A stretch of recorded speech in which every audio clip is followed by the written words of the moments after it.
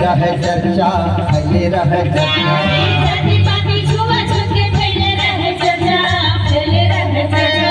पढ़े लिखे नहीं बाबा महंगी रहे खर्चा, महंगी रहे खर्चा।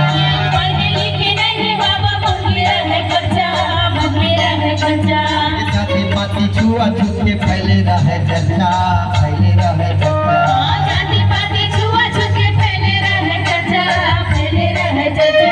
पढ़े लिखे नहीं बाबा महंगी रहे खर्चा, महंगी रहे खर्चा।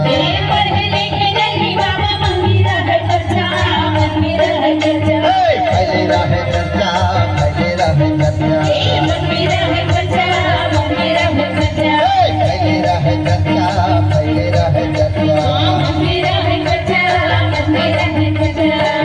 मन के एक बराबर,